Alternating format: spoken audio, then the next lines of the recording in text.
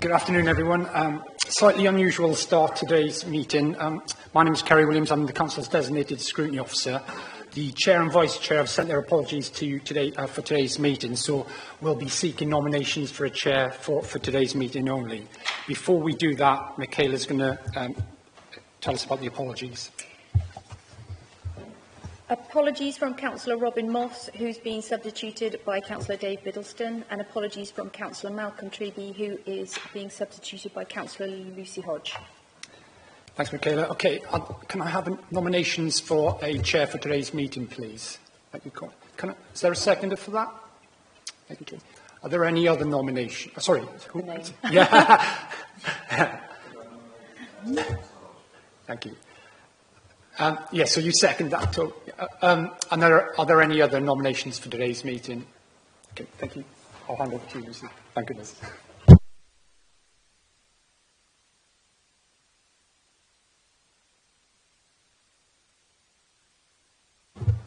Thank you very much, everybody. I'd like to welcome everyone to this meeting of the Corporate Policy Development and Scrutiny Panel, taking place in the Council Chamber of the Guildhall in Bath. Could I remind everyone that the meeting is being webcast, and could I ask that those contributing kindly say their names before they speak? Could I also mention to those watching at home that you can find the agenda for these meetings via the Have Your Say tab on the Council website homepage. You might be interested to know that members of the public are permitted to attend the panel and also make statements to the panel. If you would like to take part or have any queries, please do contact the Democratic Services officers. Their email address is on the website for more information. So can we move on to explaining the emergency evacuation procedure, please? When the continuous alarm bell sounds, you must evacuate the building by one of the designated exits and proceed to the named assembly point.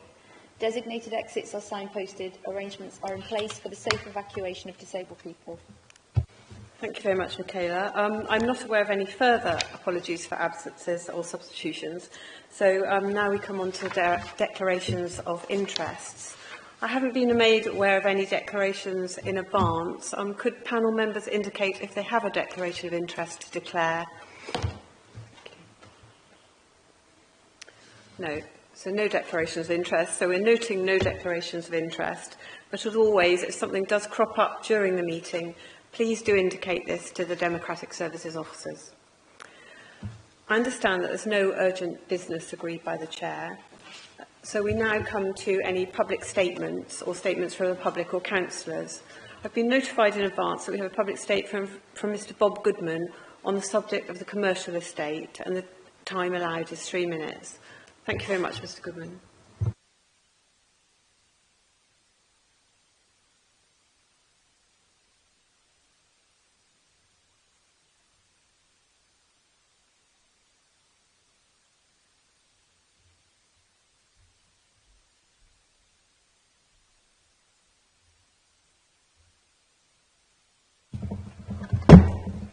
Yes.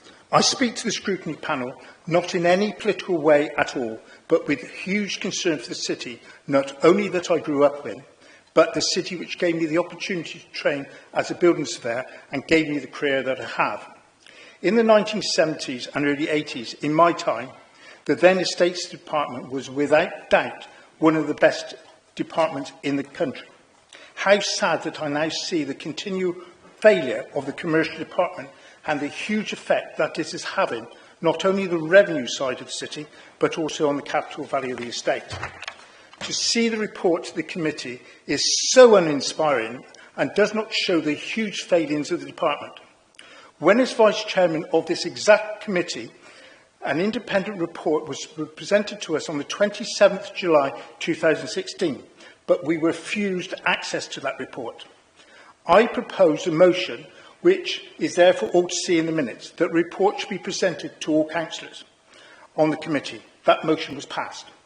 I wonder how many of you would be surprised that officers, even after that, refused to release that report. Luckily, I was shown by a concerned member of staff the report, and it reinforced my concern.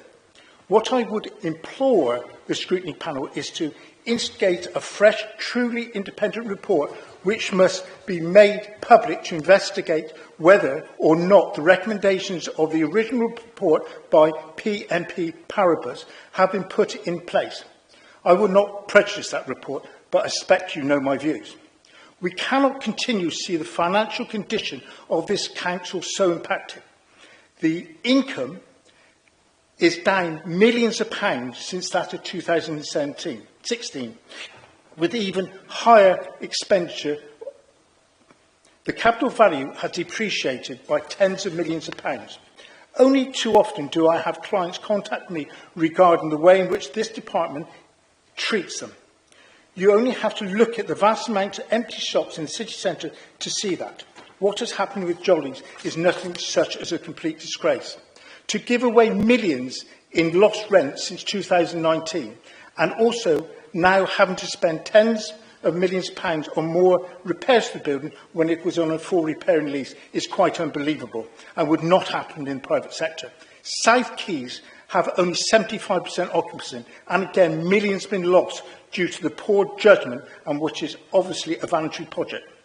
Unfortunately, the Aquarius report also comes before you, and I cannot report on that, even though I have major concerns with that company. You as a committee are duty-bound to scrutinise this department and ADL, and sadly their failings, which I urge you to do.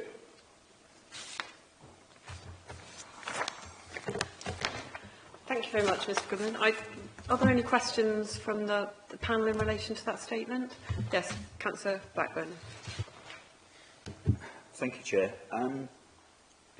Well, in your experience, have you been contracted to do surveys on council properties that ultimately have not gone ahead to lease due to the condition of the properties? Councillor Blackburn, yes, on quite a few occasions. One particular one is in Monmouth Street, which was 5.5, 6 years ago. Client wanted to proceed with a 6-month rent-free. They refused that. It's been empty ever since, but it's now being converted by ADL.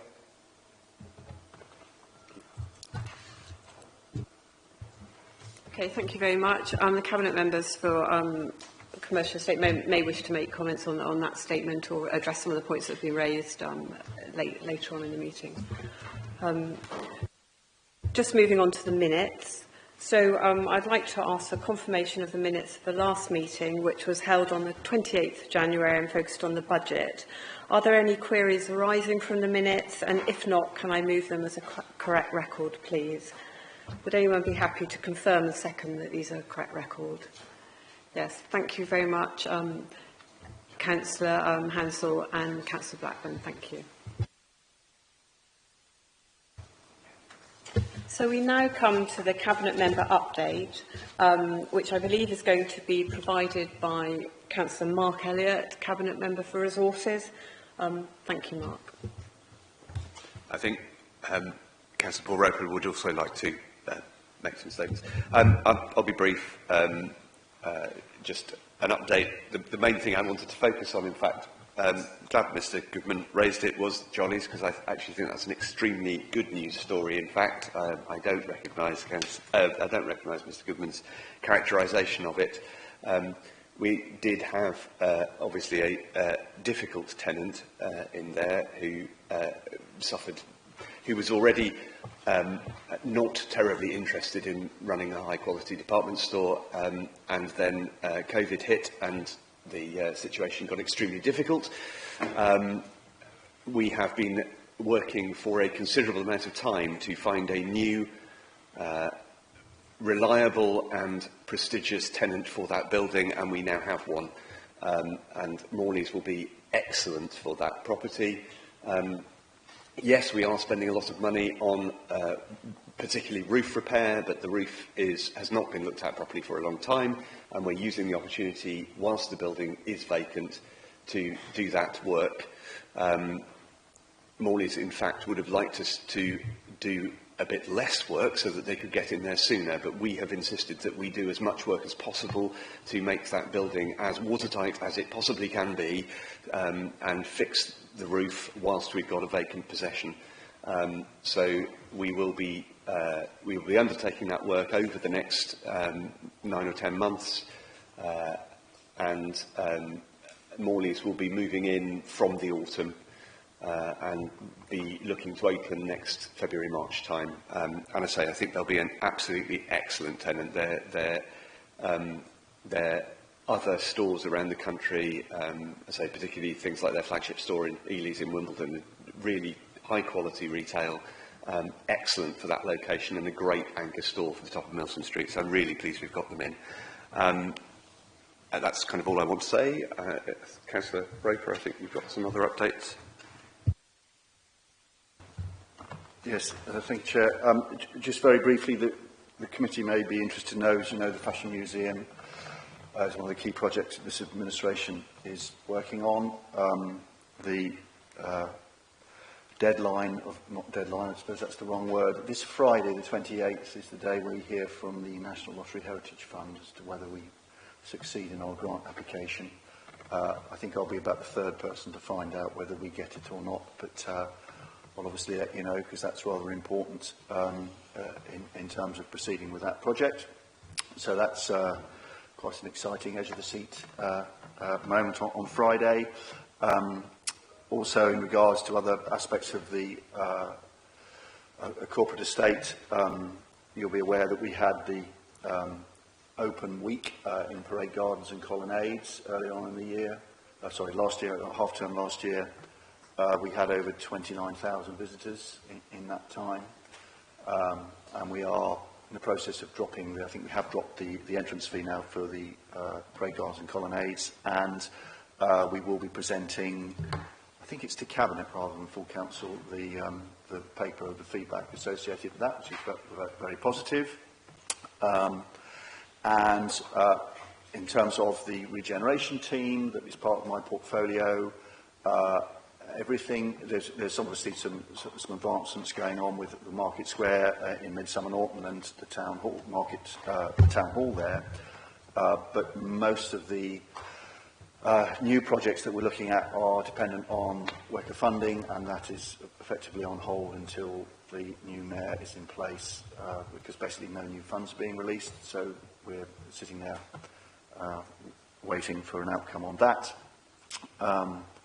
The other significant piece of, well, it's not so much news, it's non-news, the Summer Valley Enterprise Zone, which, as you know, is one of our key pillars of our economic strategy in regenerating Midsummer Norton. The CPO process is running behind schedule. It was supposed to be being tended to in October, November time, but that's looking like it's going back to May due to some basically getting all the reports necessary to affect the CPO. So there's a slight delay there. And finally, just to confirm what I think we've probably taken for granted, but the Association of Leading Visitor Attractions has just published their latest report for 2024, and the Roman Bars was indeed in second place again for visitors outside of London behind Stonehenge, so with our 1,073,000 visitors. So lots going on. But Chair, forgive me, I was just trying to pull up the agenda, which I can't do because I can't get the internet.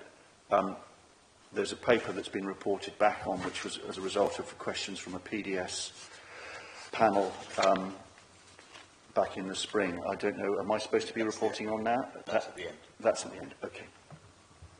Thank you. Thank you very much, Councillors Roper and Elliott. I'll just take a small number of questions if anyone has anything they'd like to raise. Yes, Councillor Hudsall. Thank you, Chair. It's going back to the commercial estate, and maybe following on from Mr Goodman's point. The report says we've got 40 void units. Presumably that means vacant, or some with offers on them, perhaps. But what strikes me is the 25 that are awaiting work. So these are 25 units that aren't currently in the condition that they could be rented out. So obviously we're giving quite a lot of emphasis and priority to the flagship building, which is Jolly's. We do have quite an array of properties within the portfolio. So what's the reason for the delay in awaiting, and is there any timetable for putting these into a lettable condition? Yeah, and we'll cover that more in the report on the commercial property. Yes, I think it's fair to say that neither I nor the officers are kind of happy or comfortable with where we are on the maintenance of the commercial estate. When I introduce that report, I'll talk a little bit more, and then Richard, I'm sure, will address it as well in his presentation. Thank you. Councillor Blackburn. Thank you, Chair. Councillor Elliott, just absolutely good news story that we've got this new tenant coming in. That's great. But I'm really keen to understand, difficult tenant, but what was that impact for us in terms of rental income, so since COVID, because there was a rental income coming in, and what's happened to that? And more importantly, it was a full repairing lease, because they've been in that building, despite the change of ownership, for many, many years, and repaired the building. So that full repairing lease, what are we doing on that? But also from a dilapidations point of view going forward on the commercial estate, how do we make sure that this type of scale of repair is not something that seems to sneak up on us? Sure. Just to be factually accurate, I don't think it was a full repairing lease. Yeah, do you want to pick that up? Yeah, I'll pick this up. It was originally a full repairing lease until 2018, when the original House of Fraser went into administration. The administrators then put the company and any associated leases that they decided to retain, Bath being one of them, into an auction, and two parties came forward, of which the Sports Direct group were the most successful.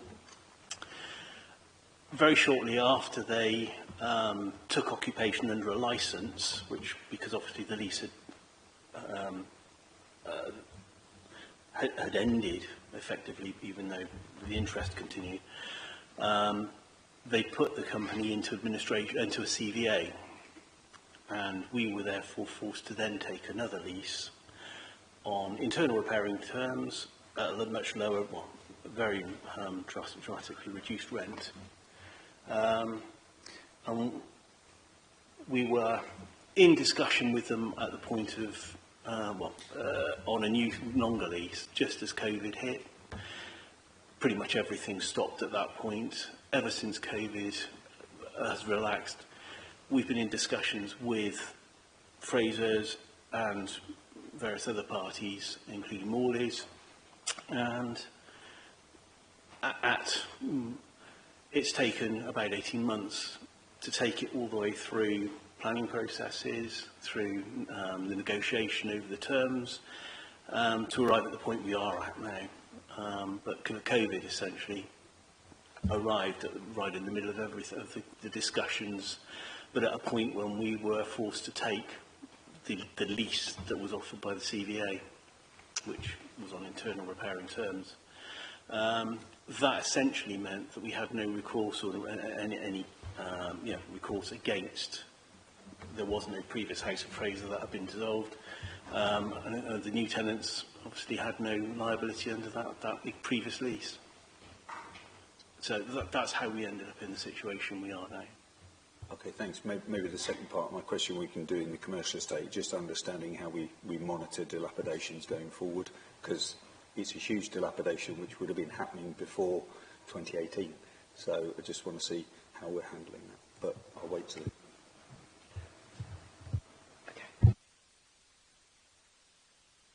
Updates, lots of interesting things for our residents, very positive. So now we come to the main content of the meeting, so agenda items 9 to 12, when we will hear more detailed reports from the Cabinet members and officers, and there's an opportunity for the panel to ask questions on each report.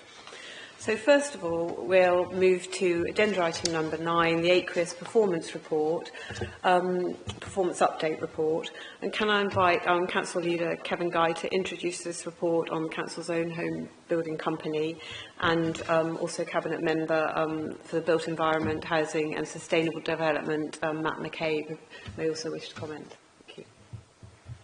Thank you, Chair, and thank you very much for stepping in as Chair at such short notice. It is appreciated by the PDS panel, I'm sure. It was very interesting just to find out that our lease that probably could have saved us millions of pounds, a retained lease, was lost under the last Conservative administration. That's very useful information to find out. Thank you very much.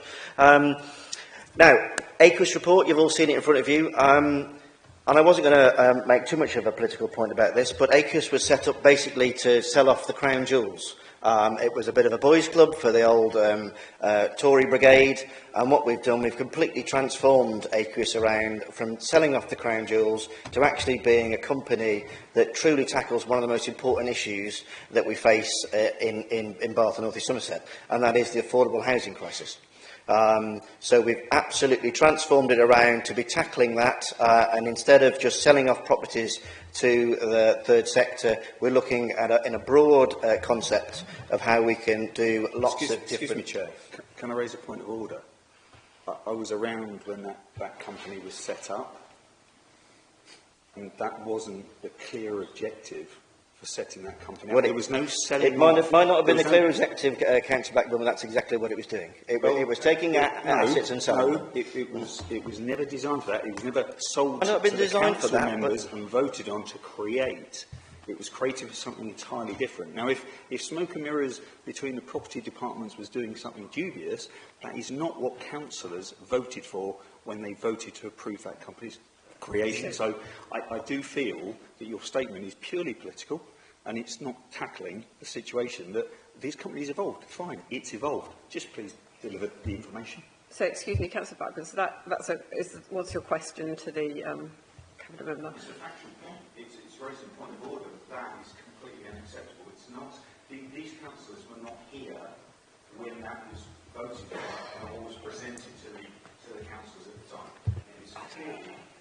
The leader wasn't actually in the room at the time. So I'll just let Councillor Guy respond, and then we'll note that point. Yeah, point taken. When we took over in 2019, unfortunately, that was what ACUS was doing. So there may have been, when you voted for it originally, it may have transformed over that period of time. I wasn't here, but all I can speak of is when I became councillor and what the main role of ACUS was doing, which was basically taking on council assets, transforming them, doing them up and selling them on. It wasn't really doing much else apart from that. So yeah. Well, it's all in the ACUS report. So we've now transformed ACUS. We've transformed the board. We've got exceptionally new, talented individuals there, which are all about using ACUS and ADL to tackle the housing crisis. And you will have seen PDS members in the report how over the next 3, 4, 5 years we will be trying to adjust and affect that very difficult market by using ACUS and ADL as a tool to do that. And that is quite clear in the performance report of the different assets and abilities that they've got now on the board, but more than happy to hand over to the officers to talk about the performance report in detail. Thank you, Chair.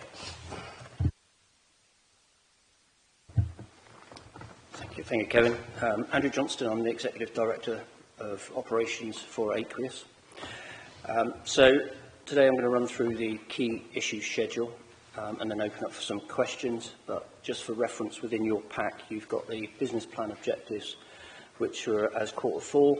You've got the monthly pipeline status report, which was done at the end of the financial close for February this year, the corporate risk register, which is right up to date as of March, and the ACUS financial dashboard. So the new pack and its format and its contents have been put together in accordance with the approved business plan, and that covers a period from 2024 up to 2030.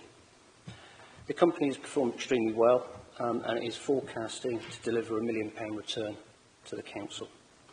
I think the achievements are even more impressive when you consider that the challenging trading environments in which the business has been operating, high inflation, increased build cost, stubbornly high cost of borrowing, and UK political and policy change. So projects that are at a construction stage at the moment are progressing well, generally in accordance with their delivery plan, and are all achieving high energy performance, all achieving EPC A ratings in line with our objectives and that of the council.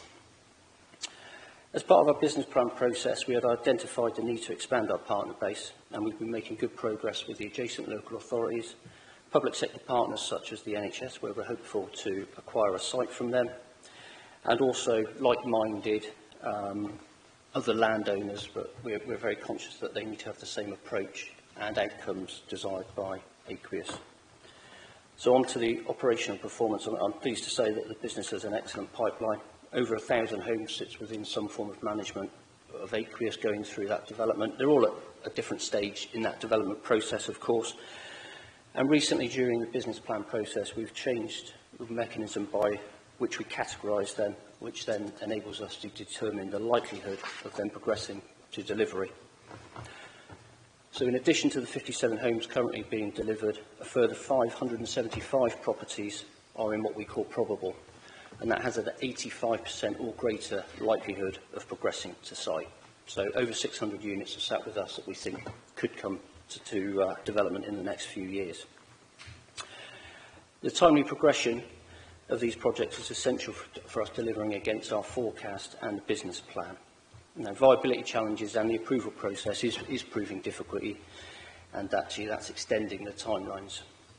But we are working with the council and exploring different mechanisms by which we can progress those sites, and we're going to be trialling those on a couple of new projects at Bathkey South and Store Street.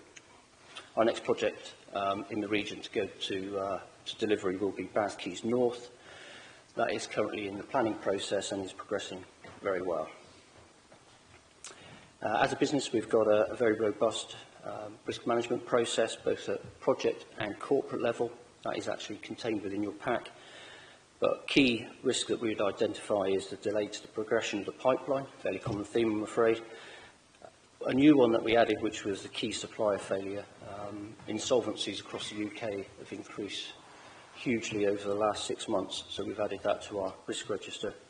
And that continued high inflation, which is forcing its way through into construction costs, is something that we're also very mindful of. On the finances, turnover is lower than budgeted within ACL, which is our construction business, and that is generally due to slippage in the pipeline. But margins have increased at the gross level by 6.1%, therefore the impact of that has largely been mitigated. And in fact, if the sales at Manor Gardens, which is a South Gloucestershire site where we're selling, we're hopeful for a couple more sales to go through for March, and that would improve that position even further. ADL, which is our property management company and holds our portfolio, I think that's been managed extremely well when you look at the headwinds and the cost of borrowing, inflation, and interest rates that that's had to deal with, and the outturn performance there is in line with budget. Cash flow for the group is good. However, again, for that to be maintained and to develop a sustainable business, we need progression of the pipeline. So in summary, I think we're in a good financial position, got an excellent pipeline, and business is very much focused on developing and progressing the pipeline. So open for questions, really. Okay, thank you very much for that report. Could I invite questions from the panel, please?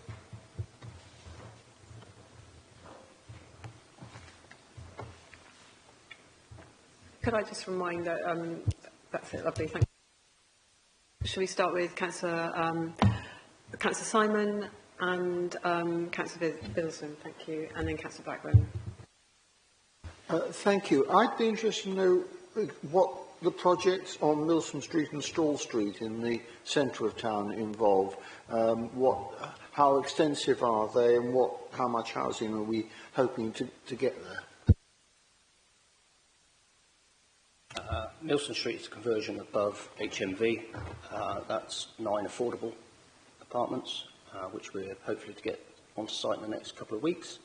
And Store Street, we're looking at 6 one-bed apartments for open market sale.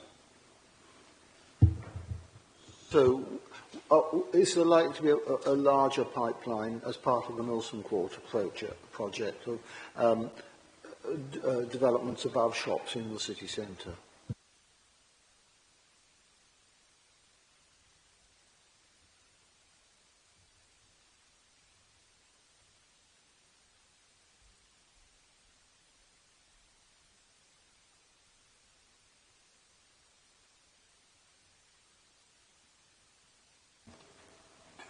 Thank you.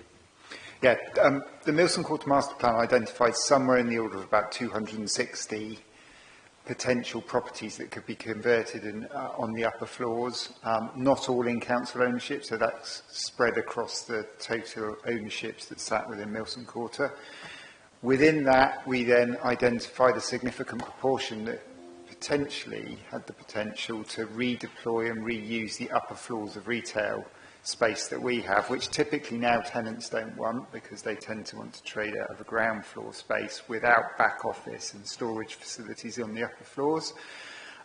And we've done some work to create and start to create how we form accesses to those. My way of describing it is it's a bit like a game of Jenga, which is the lease structure of the properties in a three-dimensional sense. The shop on the ground floor might have a lease demise that extends over the upper floors above the neighbour. The access to both of them might be 2 doors down the road. So there's an awful lot of reconfiguration, both of sort of the lease structure, the physical access conditions to separate access off, and then the restructuring of spaces above to facilitate those conversions. HMV, so the ones we're doing at the moment were where we had preempted, and through the lease structure of HMV, we'd separated access off.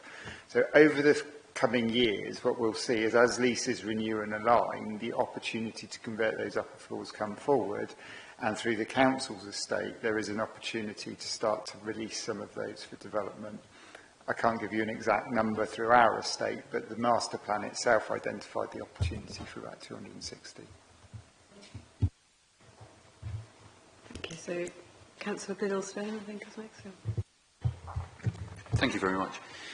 It's wonderful to hear of the performance doing so well. Wonderful for the clarity of report, in the same way as you've always provided it to audit, corporate audit.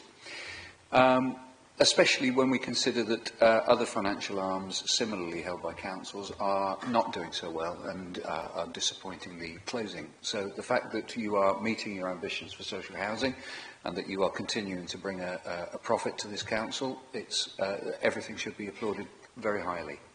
One of the things we asked on our audit committee recently was if we could arrange a visit. You remember. And I think that's a very useful thing for all of us, and to extend the offer to people here as well, because going and looking at the buildings and having a tangible, solid experience of what we're talking about, I think would be beneficial for all of us. Thank you. Okay, thank you, Councillor. Yeah. Thank you, Biddlestone. I'm sure we can arrange that. There's some really good examples of how we've converted some really tight areas in the city skyline in particular that have been empty for decades, and they've now brought life to them, and crucially, affordable homes as well, truly affordable in the centre of the city. So yeah, I think that'd be a great idea to show the PDS panel that work. Yeah.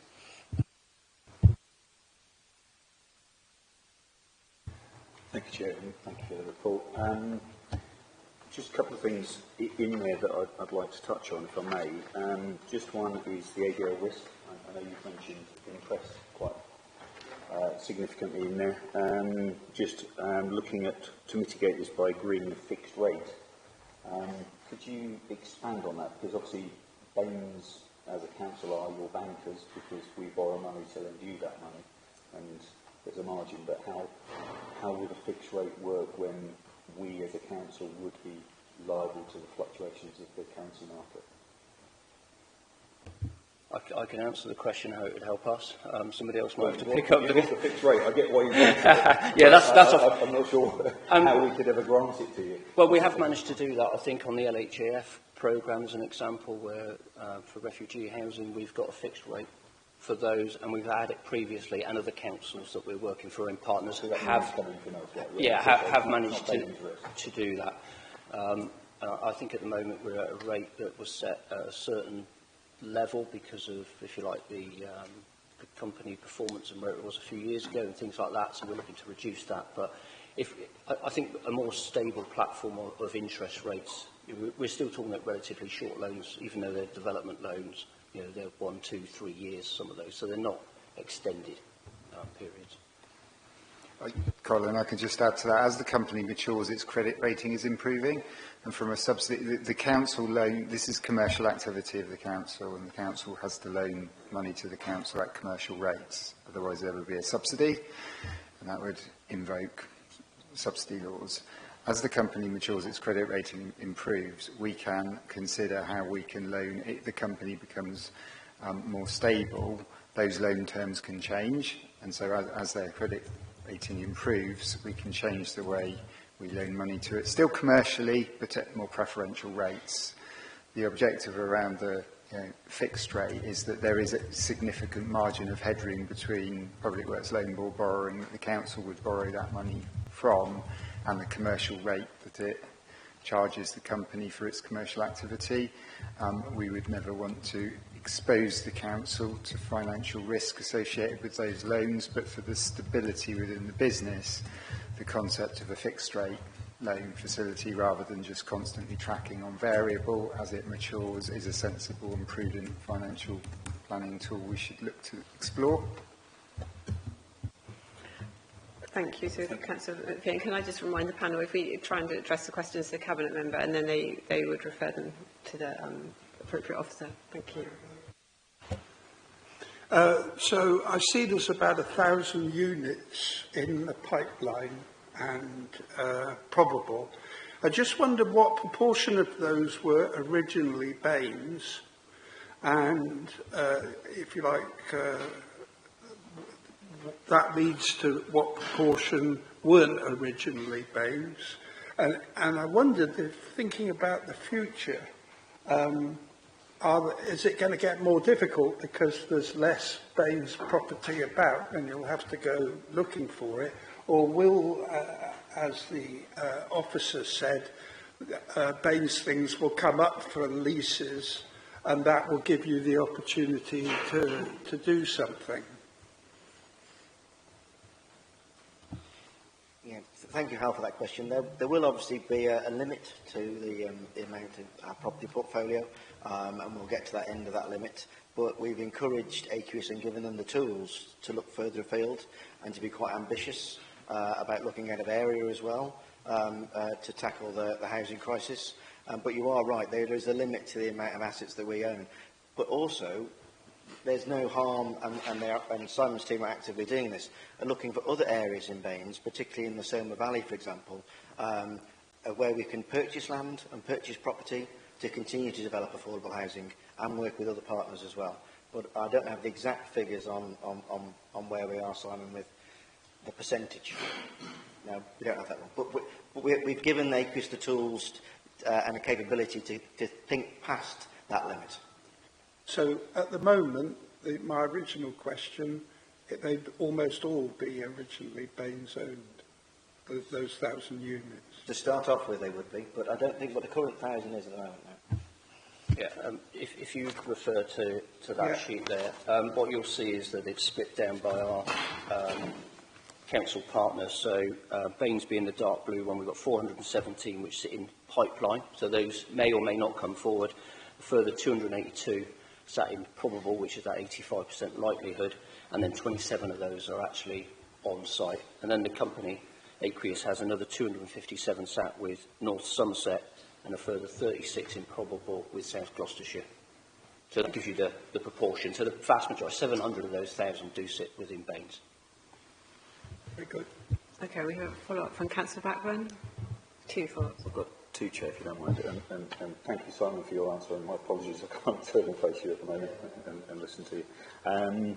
So just asking on South Keys, we had planning permission on there for 60 apartments.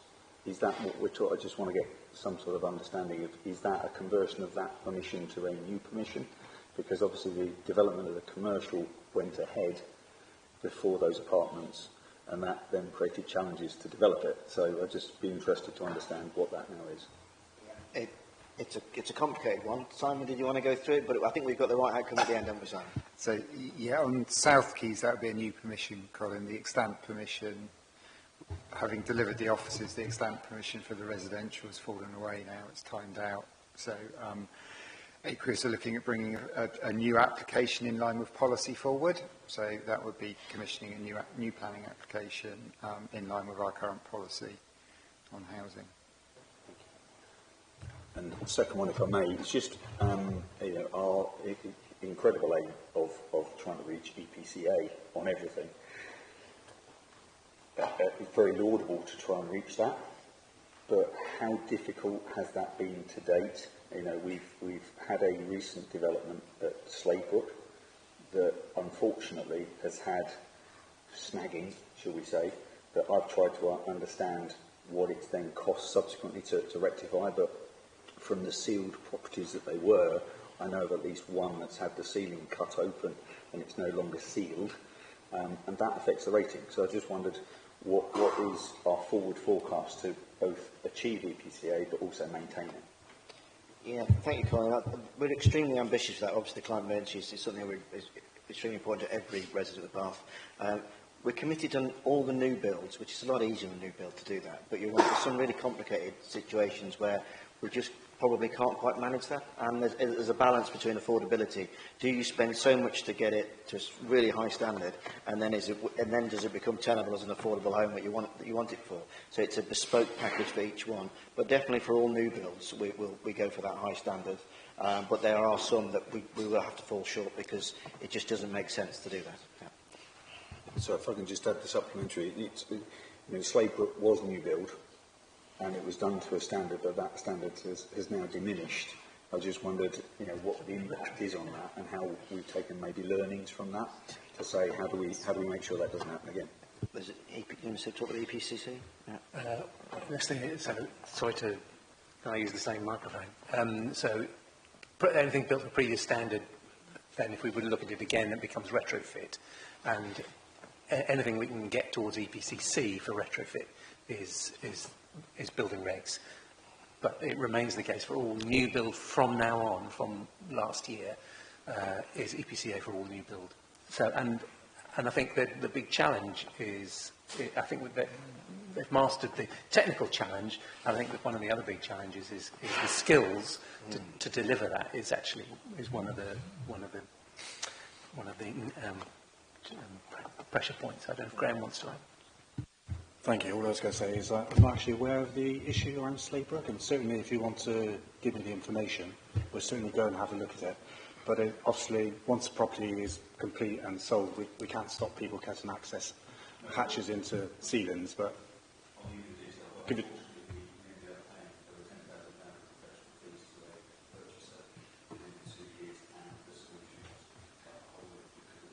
Yeah. I'd like to see that information. Thank you, if you would. Thank you very much. I think we've had quite a detailed debate on that. I think the panel has asked to note this performance for 24-25, and I think we can say that I can say on behalf of the panel that the report is duly noted. And thank you very much for all that, for everyone coming along today to provide all that detailed feedback. Thank you.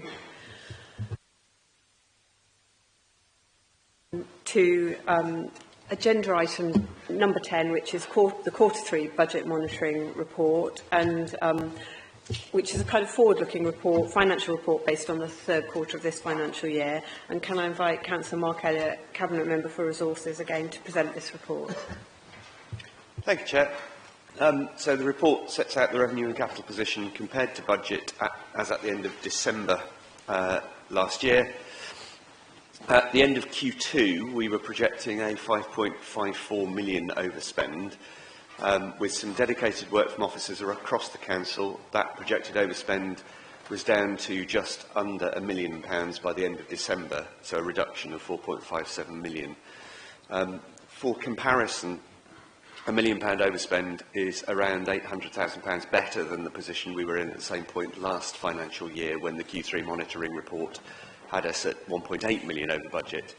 And we did manage to pull that back to a balanced position by year end. So with continued action over the final quarter of the financial year, there is a reasonable expectation that we can get this year back into balance as well. The detailed commentary on the variance of the budget across the different portfolios is set out in Annex 1 on page 45 of the report pack. But the main headline, as it has been all year, is the extraordinary pressures being faced by children's services, and this report sets that out quite starkly. By far the most significant predicted overspend is the children's services portfolio, which is currently running at about 5.5 million over budget. On a total budget of just over 36 million, that's obviously a very, very significant overspend. It's largely due to pressures on residential care, increased packages of care and support costs, particularly in the disabled children's team, and in the home to school transport budget, which continues to be under significant pressure. We are taking the long-term measures that are needed to try and mitigate these pressures. And with your permission, Chair, actually, I'll hand over to Mandy after I've finished to talk a little bit more about children's services pressure, because I think obviously it'd be good to hear from the officers about the detail and what we're doing to try and sort that out. Largely it's around building in-house provision, that certainly for the longer term, more in-house provision is what we're going to need so that we are not at the vagaries of the market. But that is going to take time, and it's going to take time before we see the benefits of that. But we are doing some short-term work, which Mandy will talk about in a moment. However, overall, as I say, things have been moving in the right direction over Q3.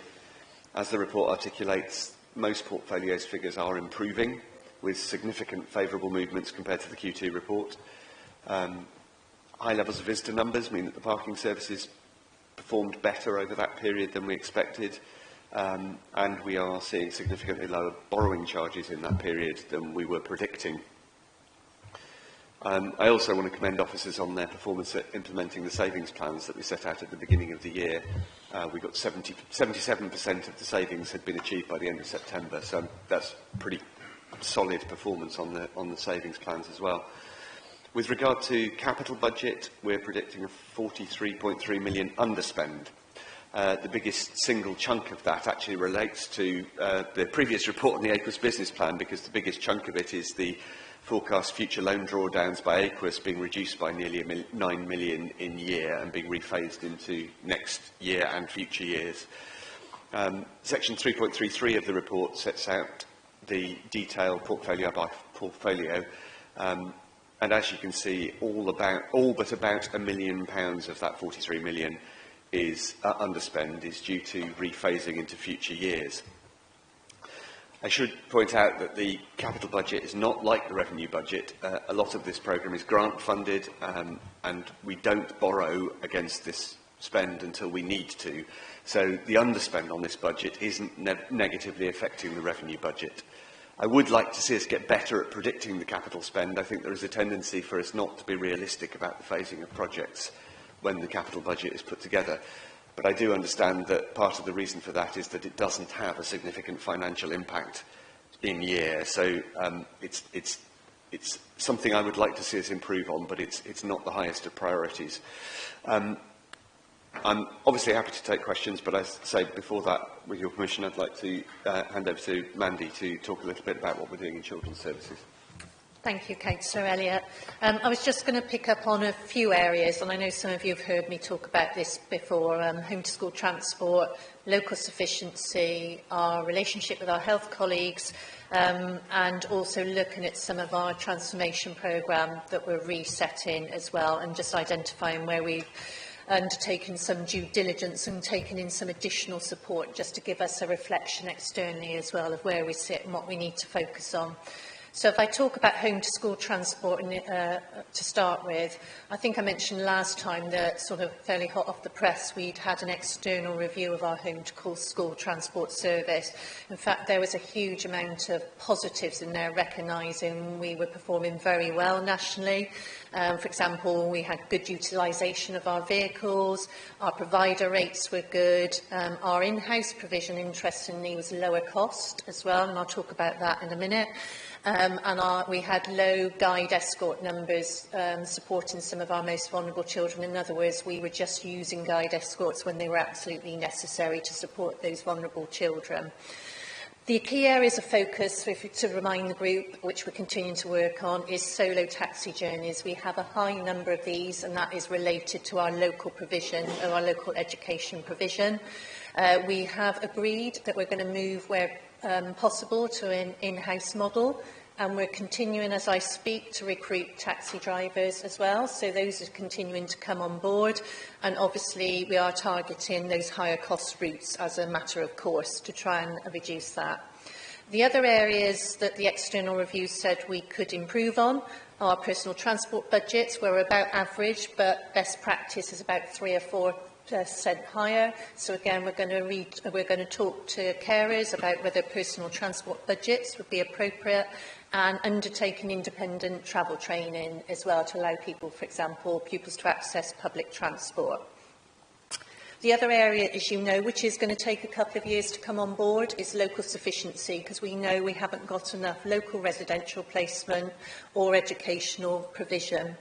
Residential placements, as Councillor Elliott said, are the biggest cost increase for us, and our ability at the moment to manage that market is limited, as you know, nationally, and I think there's an article in the Times today of that very issue, where our average weekly cost has gone up from around £3,500 to over £8,000 a week. So we are looking at doing work to look at local provision where there is a gap in the market particularly, and some of that is temporary, where we have to place children in emergency care, for example, and for some of our most complex children. And as you know, this council has agreed to close Charlton House as an adult social care provision, and we are moving that to children's education and residential provision. In addition to that, we have put in bids to government for 2 extra children's homes, which have been put on hold since the last elections, but we're hoping to hear very soon around those arrangements. If I then move on to some of our other work that we're doing, we have got in the last few months an experienced from Exide, Director of Children's Services, to do a bit of a position statement for us, just to double check we are on the right track with everything. For those of you that also sit on the Children's and Adults and Health Wellbeing Scrutiny Panel, you will recognise that what came out of that report was the huge amount of good practice of our social care staff, and also we have retained our good status across a whole range of external inspections with elements of outstanding practice, and that was commended in the report. What she did say was about repositioning the transformation programme to move at pace around 3 key areas. Firstly, about revisiting our demand management strategies. Secondly, sufficiency, which I've talked to you about, bringing that all into one place. And thirdly, looking at our front door, educare and early help, which the government has badged up under their policy of Families First. And we've just received the additional grant, or we will do, from the 1st of April, which is about £400,000. So we are looking at what we can do around that demand management strategy and how we move that forward. However, as I'm sure you appreciate, we've got vulnerable children and families, and this is about a move over the next 2 financial years to put all of those things in place. So that is some of the approach that we are taking, as well as working with colleagues in health, because as we know, our health providers are under pressure around universal services and timeliness of assessments. So there is work going on in health, and where appropriate, we are obviously ensuring that any costs we are incurring as a council, which it wouldn't be appropriate for us to pay, we are actually talking to our health colleagues about them paying for that provision. So that just gives you an example of a few of the areas and the focus for the next work moving forward. We have also put in some additional resource, or about to put in some additional resource into children's services to give us the headroom to move at pace on some of those areas and make sure we undertake it in a timely manner. Okay, thank you very much for that report and update. Do we have questions from the panel? Yes, so Councillor Hansel first, thank you. Yeah, thank you very much, Mandy, for that report, very thorough.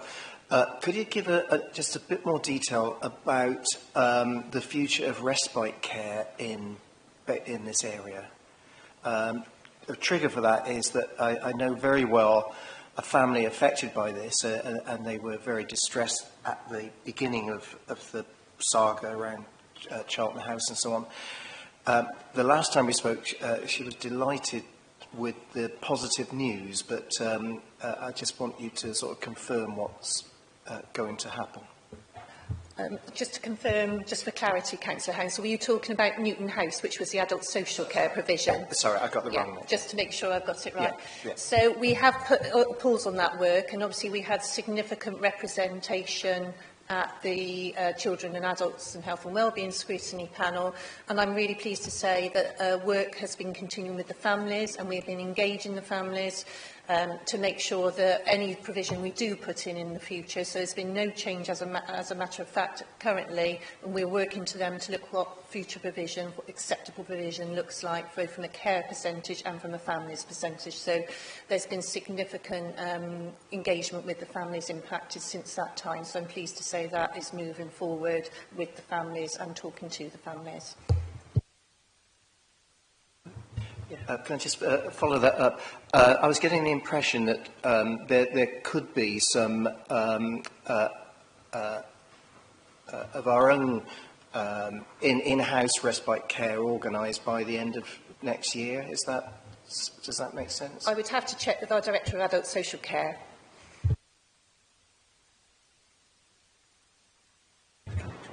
Yeah, so I just had feedback that we've got respite care coming up at the next meeting of the Children's Panel. More information. Thank you. Councillor Simon. Thank you. This is really for Councillor Elliott, and I'm looking at page 46 of the report, where there is a line 1052, P33 1052, on regeneration. I happen to be idly looking through X, and there was some adverse comment on this variance, and said that councillors ought to be looking at it, and I think that I should give you the opportunity to comment on it. The suggestion was that the council had actively lost an anchor tenant for Bath Quay South, and this was the cause of the big change in revenue on this line. But I'd welcome comments from Councillor Elliott on that development. That's actually Councillor Roper's portfolio, not mine. But do you want to comment?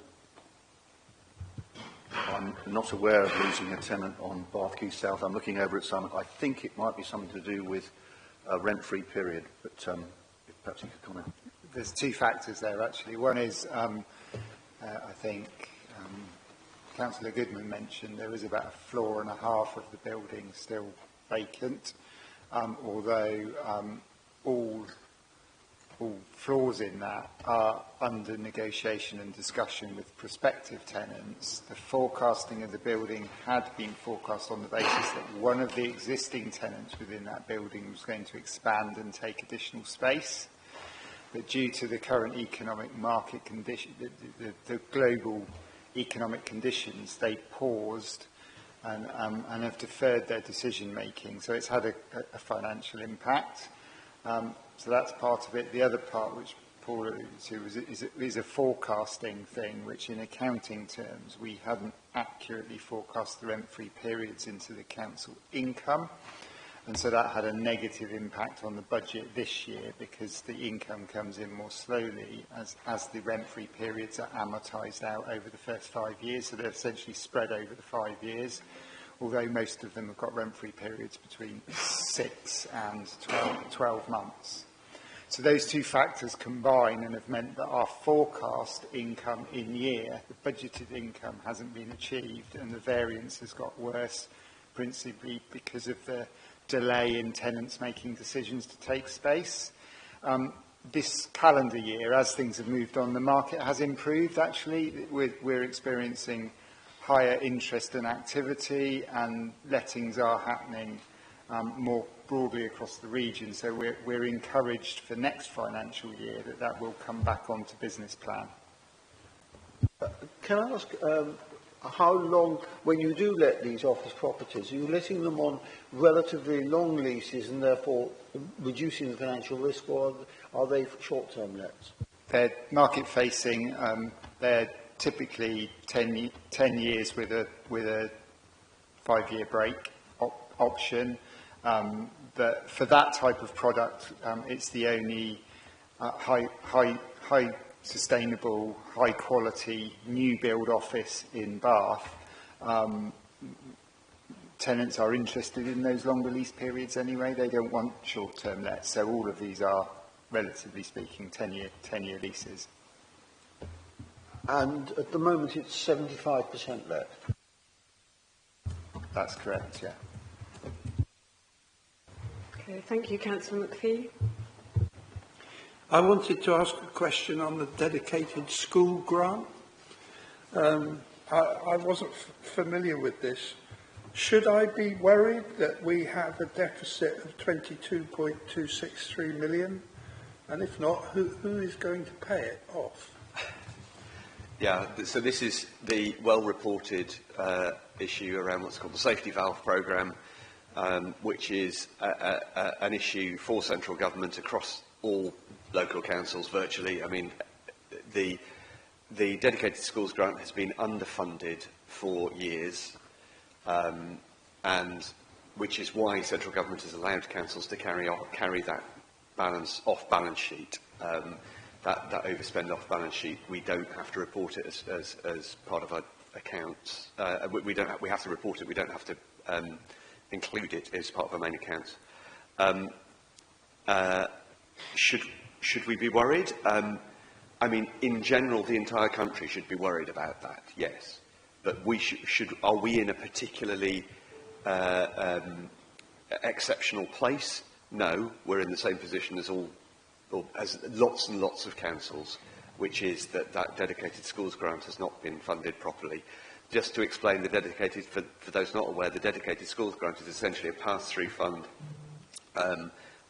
which we coordinate to pass through to the schools to pay for schooling, and that is not enough to pay for the schooling, particularly in the special educational needs area. There's been a huge overspend on the special educational needs side of education, and and so there is an overspend which will need dealing with. At the moment, all councils have a dispensation to carry that off balance sheet until March 2026. Were that to just suddenly disappear, yes, it'll be a problem for virtually all councils. So it's down as a risk, is it? Yes, but it's not exceptional for us. I mean, it's a risk that all, well, it's not true to say all, that a huge number of councils are carrying. Sorry. Yes, Councillor Simon, and then we've got Councillor Blitherston is waiting, and then Councillor Blackburn. Okay, I just wanted to comment that we asked about this at Audit Committee, and it does cost us £1.5 million in additional borrowing, so it's worth putting that on the record. Yeah, I mean, it's cash we don't have that we otherwise would have. I mean, it's very difficult to tie things down to borrowing directly in that way, because treasury management means that you don't necessarily borrow just because, you know, we borrow from ourselves internally, but it is cash that we don't have that we would otherwise have, yes.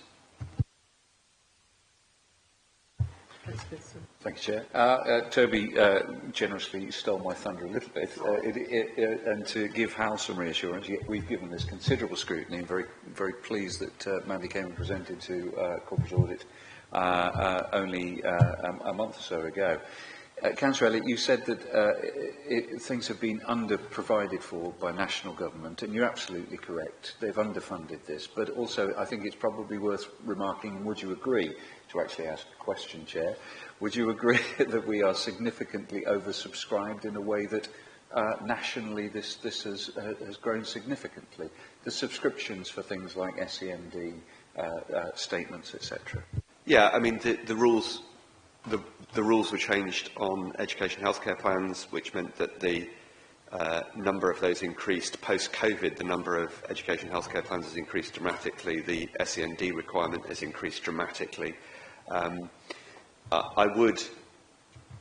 It is, in my view, it's one of the most serious problems that central government needs to get hold of.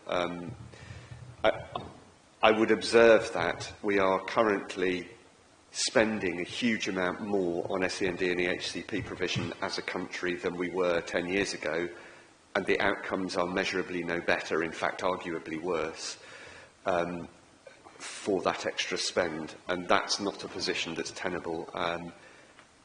I am not an expert in the area, but everything I'm reading says that better focus on early intervention and funding schools to look after those children's needs in school is by far the best way for the children and the most cost-effective way of dealing with those problems, and that's what needs to happen.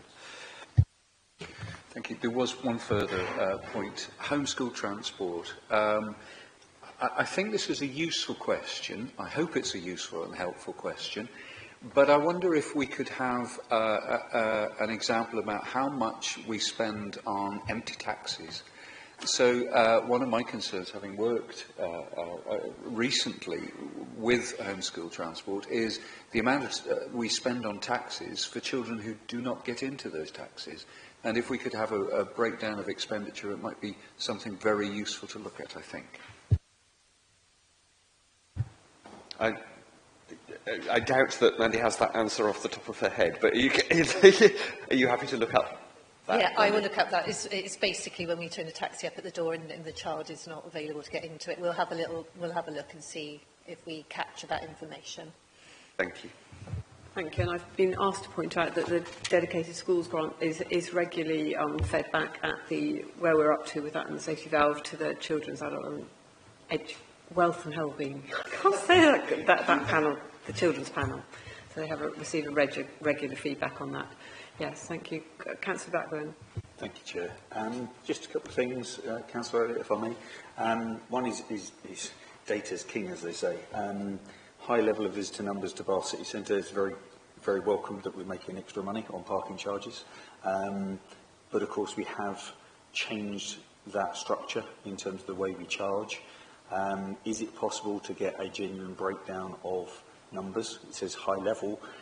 Whilst we've increased the return, is it actually more people driving in and parking, which is against what we're possibly trying to encourage them to do? I just think getting a bit more data on that would be really useful for us to genuinely understand, are we working towards our climate emergency goals of using park and rides more, etc., because whilst making an extra 700 grand is very nice, what's the context? So is that possible to get that data for us?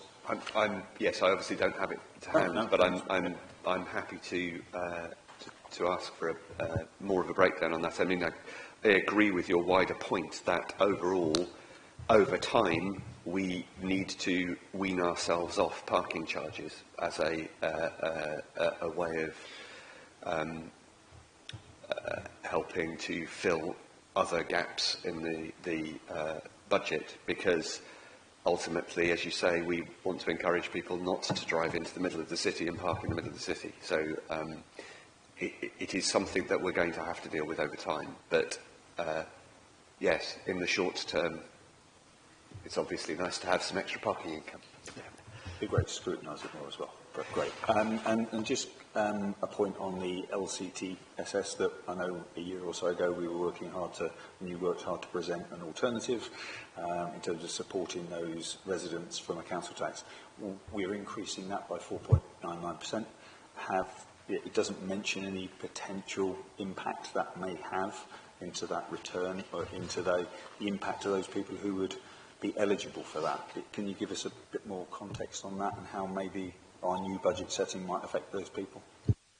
Yeah, I mean, I believe I'm right in saying that the council tax support scheme goes up in proportion. So, and I think that we did have a report back to corporate panel. I can't remember when it was. Sometime in the last 6 months on progress since we changed the scheme. It seems to be pretty successful. You know, the changes have had the effect we wanted them to have. There is better support for those most in need. So I think it's working. I'm very happy to say to ask for a report back to the panel at some point during the coming year to have another update on the council tax support scheme. But I believe it's doing the job. The reorganisation is doing the job we wanted it to do. Thank you, Councillor Simon. Thank you. Yes, on that, I hope, can I ask that the report includes an analysis of whether arrears have gone down, the difficulties in collection have gone down because we're trying to get money from people who really can't pay it. So the effect on arrears would be interesting to know that one. Turning to page 56 of the report, I would be interested to know what progress has been made on the reletting of community support contracts, the voluntary sector ones let by HCRG before before we took over, and is that progressing? I mean, I'm less interested in the financial thing. That are we getting good contracts going forward? Sure, I think probably Mandy's best place to answer that question. She's heavily involved in the process. So for those of you, just to remember, when we outsourced a lot of the adult social care services, obviously that have come back in since April last year, there was a prime provider arrangements where they subcontracted a lot of contracts for 7 years as well. So some of those contracts came in this financial year, the remainder will come in next financial year, and it covers 3 service areas: adult social care, children's early help, and some of the public health work as well. So the contracts that have come back in from the point of view of public health or about to come back in have all been retendered. There was 3 of those. The early help ones as well in children's, we've retendered those as well. And the third basket is in adult social care. Adult social care are doing some bridging contracts for 25-26, looking with a view to going out to tender in 25-26 later in the year. So it's a mix of the two, and like I said, some elements, and there are also some housing contracts as well. That's the other area. There's a small number of housing contracts which are due to be tendered. So it's a bit of a mix for we've already tendered some and not others as well. We're doing bridging contracts. Some of that is deliberately to stabilise the local voluntary and community sector market as well, so we're working closely with them as well, because there's a huge amount of procurement that has happened this year, just not from the council's perspective, but equally from health colleagues as well. So we've made some decisions, and we're trying to give some certainty to those providers, hence some of the bridging contracts in adults. Thank you very much. A follow-up, Councillor Simon. A different thing, and that's the capital underspend. I mean, I think many local authorities find it difficult to get capital money out the door, but are we satisfied? I think all. Sorry? I think all. Yes. When I did a scan round to see if we were out of kilter on this, all councils seem to take the same approach, which is to put together a budget and then not spend it. Yeah, but have we got enough resource of technical people and contractors to make a reasonable stab of getting things we think we ought to be able to get out the door this year or next year, get them done? Or, I mean, planning and other things, can hold things up. But have we got enough technical resource? I think it depends on it. I mean, that's very sector specific. I think, as you're about to hear in the commercial estate report. I mean, for example, we had a problem with surveyors, just not being able to get enough surveyors on staff, so which we've now rectified. But for example, we've done really, really well in the highways department at getting capital delivery of highway schemes, new highway schemes, and at a much higher rate than we were doing. So I think it depends, is the straight answer. But I think mostly the problem with that capital budget is not a problem with staffing and delivery. I think it's mostly a problem with planning. It's just that the temptation is to overestimate how quickly capital schemes are going to come forward and how quickly they're going to develop once they get going. So it's mostly about schemes that are just being rephased into subsequent years. Simon's waving at me. Yep. Would you like me to add anything? You're very welcome to. Thank you. Yeah, okay. I will just add a couple of observations. One, I think there's definitely been a resource challenge. That's an industry-wide acknowledged kind of phenomenon with the reduction, particularly as most of the capital work tends to involve construction type activity, although some of our capital is fleet, some of it's IT equipment, so it's not just a built environment phenomenon, but the entire construction sector is suffering resourcing challenges with an ageing workforce, with a lack of skills development and new people coming into the industry. We have done a lot of work to restructure our directorate and service delivery, so we now have a centralised capital delivery team brought together under a dedicated head of service, and we are expecting to make significant inroads into our deployment of capital and delivery because we have scaled up our resourcing. The other point of observation is that our capital programme is also set around including an entire contingency and risk profile. So one would never expect to spend 100% of the capital that we forecast because we'd be running very thin on spending 100% of our risk and contingency pots as well. So our target would be to try and get to about 85% utilisation, which would be a robust position to be in. As Councillor Roper outlined, we're probably at about 60%, so we've got a 25% improvement trajectory to make, and it's going to, that will be over a number of years, not a single financial year. Okay, thank you. Thank you very much, everybody. I have one small question. All my questions have been asked actually already, but I just wanted to be clear, really, for people listening. Although we've got the overspend in children's services, to what extent did we rebase the budget for children's services this year? Because I think people should be aware we haven't left it static. We've tried to address this every year and it's still running away from us.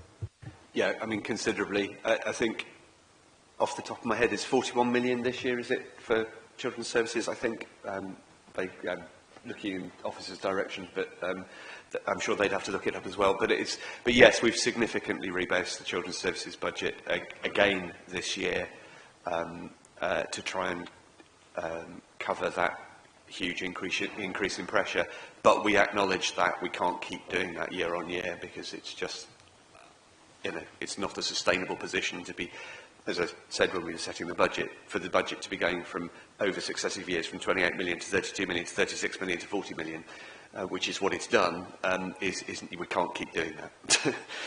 Yeah, so just to finish off, I have been speaking to officers here and I understand that the home-to-school transport issue is being fed back to the children's panel, but I do feel actually that we would probably like a feedback as well, a report back with more of a financial slant to it, and perhaps we could ask if you're in agreement.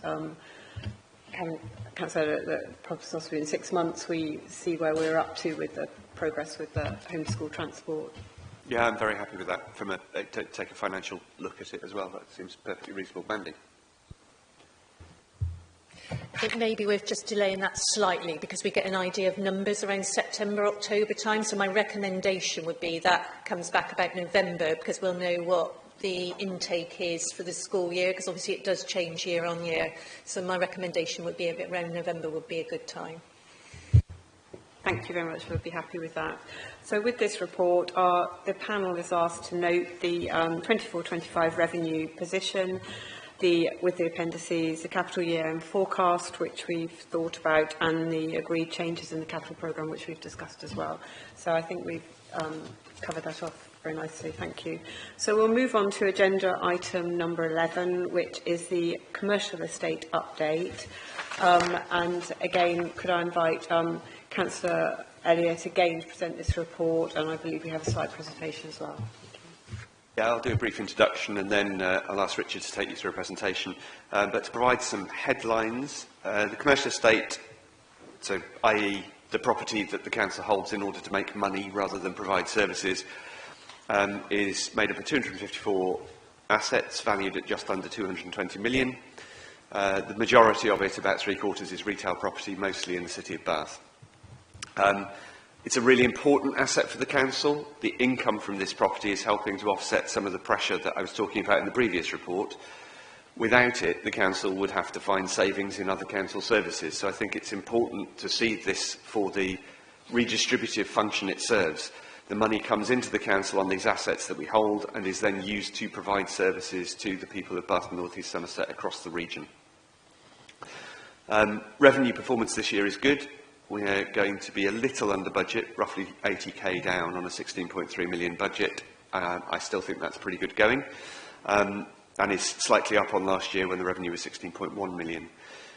The team have done a really good job at reducing the arrears position over time, which escalated hugely during COVID. I mean, I think we need to acknowledge the difficulty that COVID has caused to the commercial estate and the backlog that we are still working through from that. We talked about Jolly's earlier and the fact that Fraser's went into administration and which caused the lease to finish. You know, the number of properties that we were left holding because there was no company to undertake dilapidations because they'd gone bust and just left us with the property was quite high. So we ended up with an awful lot of void properties that we were left doing the works on ourselves after COVID. You know, that's true countrywide. We weren't unusual with that, but we are unusual in holding such a large commercial estate. The commercial estate arrears is now down at 932,000, which is below the pre-COVID March 2020 level. So we're now in a better arrears position than we were pre-COVID, and it's way below the COVID high, where the combined commercial and corporate estate arrears was up at 7.7 million. So we're in a much better position now. And you can see from the report we're making good progress on things like energy efficiency, which is not an easy task given the heritage nature of the estate. Nearly 60% of buildings having an EPC rating of C or higher now. The one area of challenge which we came up earlier and we acknowledge is the number of void properties that are sat waiting works. It's fair to say that neither I nor the officers are satisfied with the position. I'm disappointed we haven't managed to improve it thus far, but I do know that a lot of work has been done over the last 12 months to survey and scope and produce specifications for works and a planning and listed building consent for works with limited resources, owing to the inability to recruit building surveyors partly. But the team has been boosted this year by the recruitment of a strong team of surveyors, and they've been actively tendering and commissioning for works, which means that we should see those works being completed over the next 6, 9, 12 months. And I think that Richard will be able to expand a little on that, possibly during his presentation. We are hoping, so there's currently about £750,000 a year in rent that we're not getting because it's in properties that are void and awaiting works, and we're expecting to see that figure come down dramatically over the next 12 months. So, but I'll hand over to Richard to run through a presentation. Thank you, Councillor Elliott. I'm not getting this presentation on the screen at the moment. There we go. Thank you. Good afternoon. This presentation will summarise some of the key aspects of the various areas of performance set out within the report. The data presented within the report is taken from the Q3 monitoring of the commercial estate as at January 2025.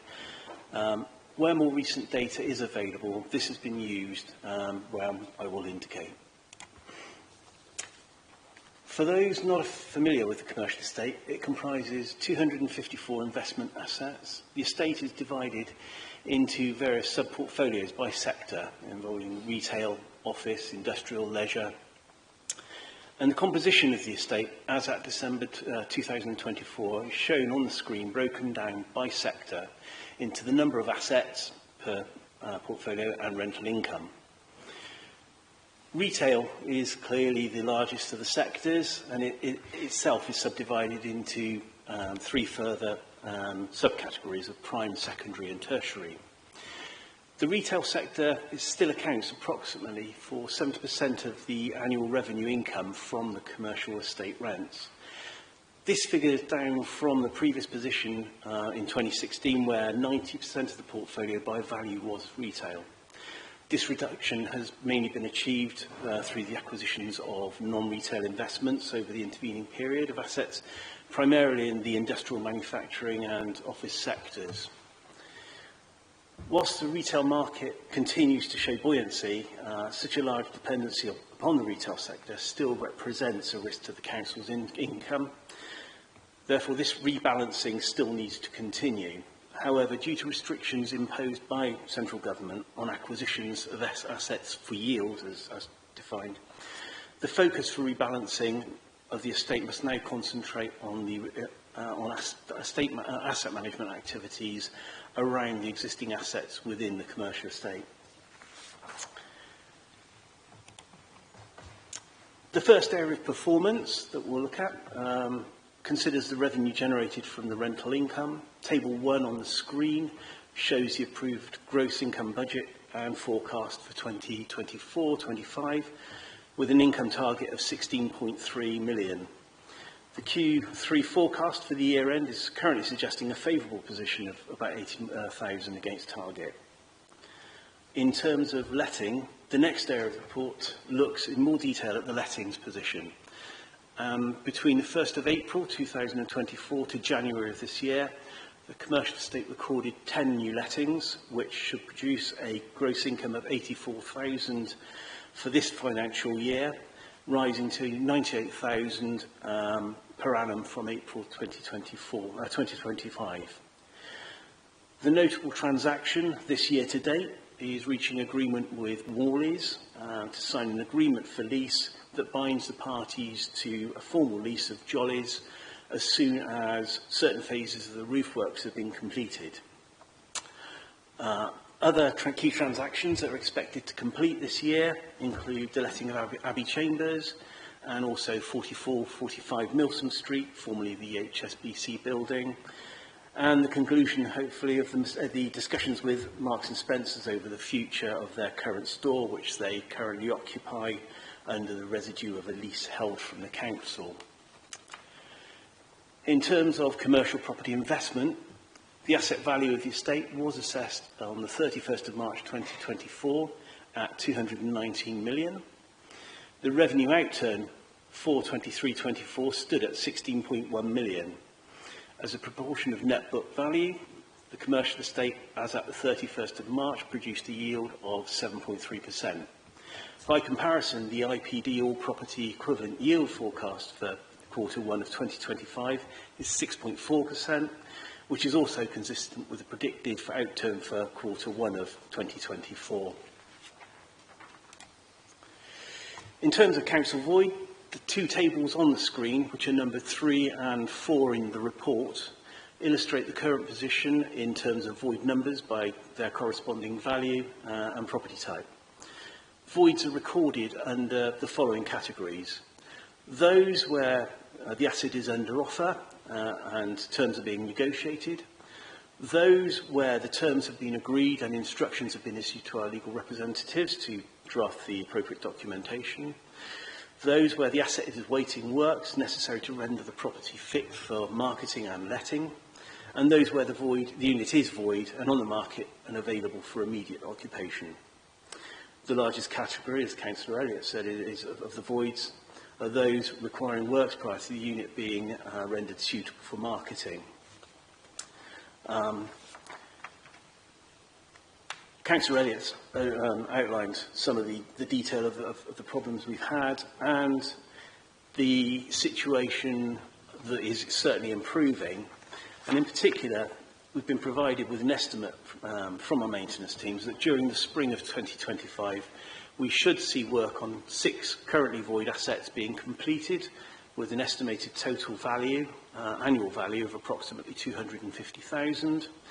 And during the summer and autumn of this year, we should see another 6 units with an ERV of a further 200,000 also being completed.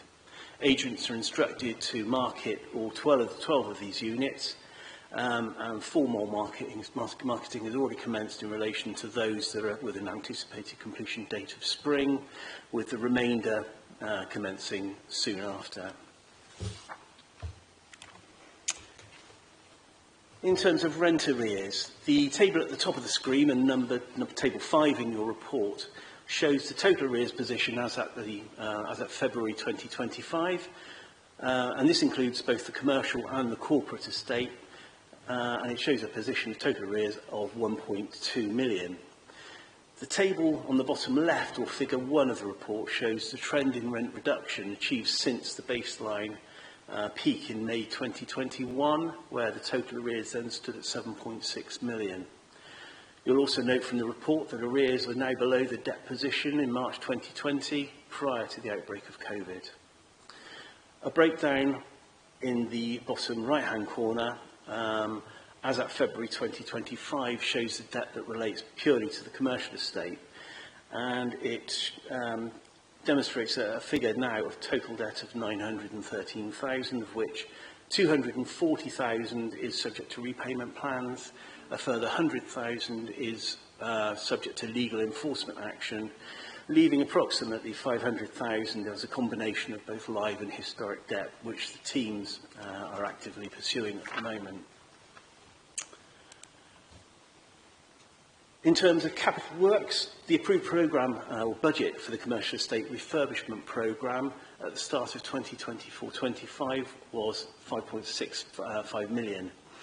Alongside this programme, work is also ongoing concerning further approved budget for fire safety works in common areas within the commercial estate.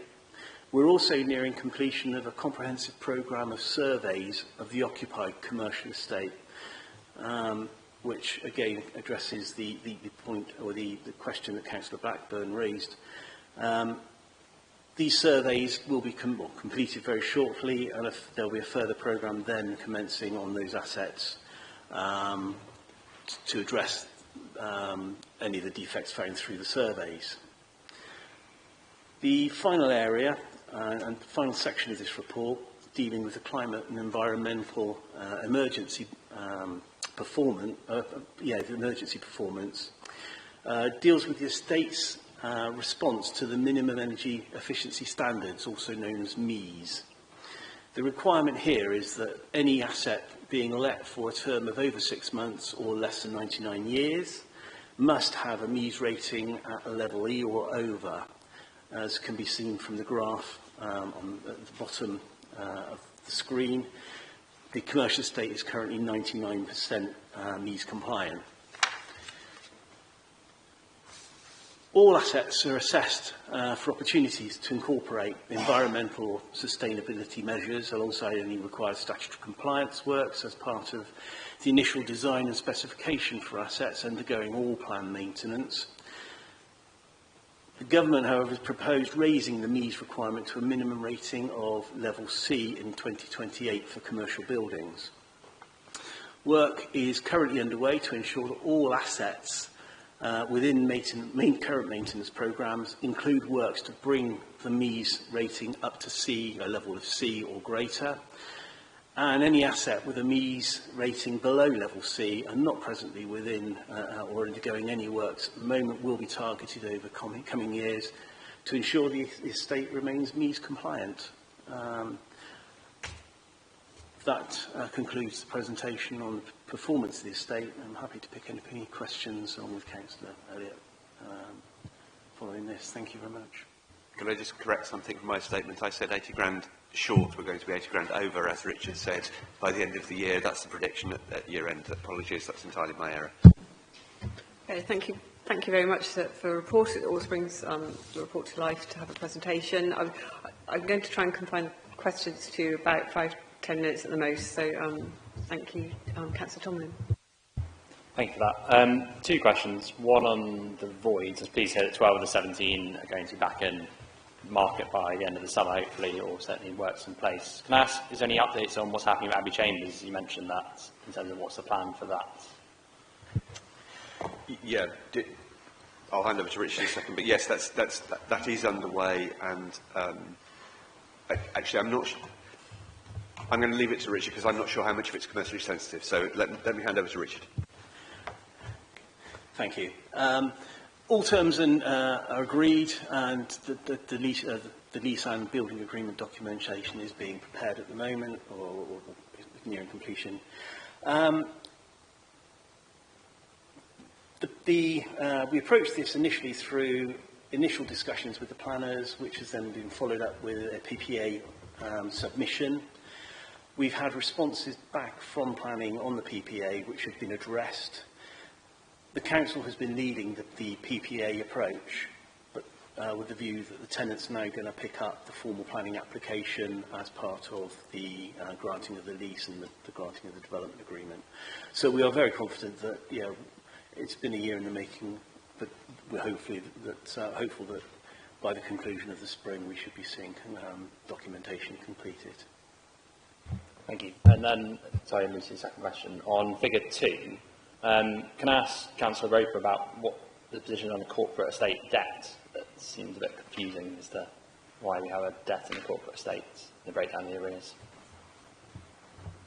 Yes, thank you, Councillor Tomlin. I was actually just asking myself the same question, because this is a commercial estate report and I wasn't actually aware of the corporate estate debt, so I'm going to defer to Richard Holden as if he can enlighten us, or either of the Richards can enlighten us on the corporate estate, because it's mostly us that occupies the corporate estate, so I don't know whether we're not paying our own bills. I don't mind. Go on, you go first and I'll step in. Okay, I think following the separation of the commercial and corporate estates, a number of the assets that did move into the corporate estate are still held primarily for corporate purposes, even though they do generate revenue income. And therefore some of the debt itself is attributable to those assets that do earn income but sit in the corporate estate. But I'll leave Richard to conclude that. Thank you, Councillor. The other point to raise is that where those assets do sit in the corporate estate, we've also been implementing a round of rent reviews. So what you're seeing there is backdated rent that's being charged, which we're then looking to recover. So in some instances, those rent reviews may not have been implemented for a year or more, in which case you're then charging a backdated rent in order to recover that rental position. So it immediately looks worse position than it will actually be in due course once we collect the rent from those rent reviews being implemented.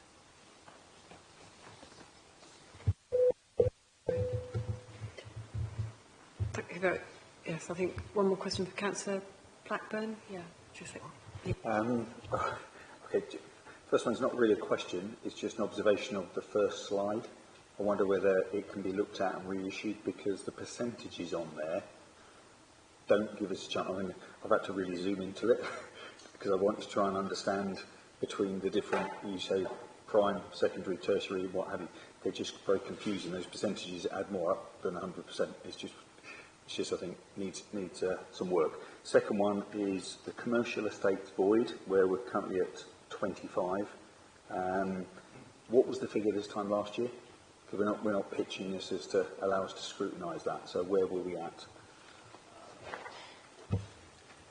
Yeah, I don't have that figure to hand. I can circulate that after the meeting, and I can enlarge those presentations as well and circulate that.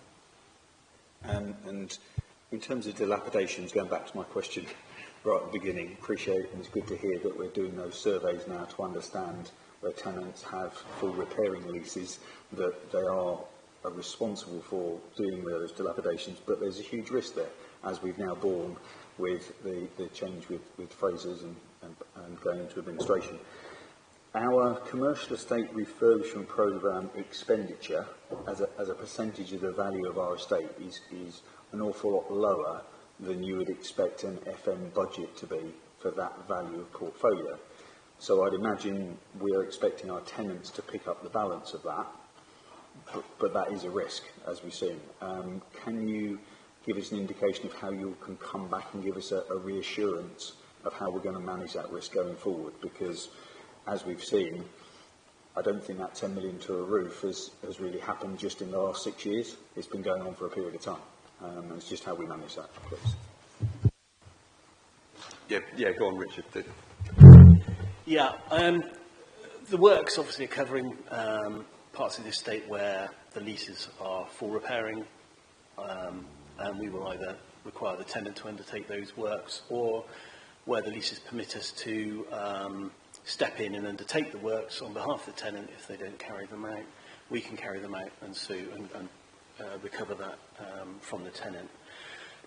In terms of the remainder of the portfolio, which are internal repairing, we have the ability to recover that through service charge.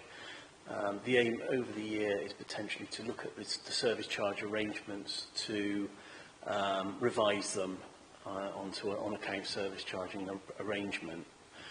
But going back to your other point on the capital financing, we are working at a prudent level of not levering or borrowing more than 30% capital against the value of the estate. That is an important milestone that we are watching, and I do not intend to exceed.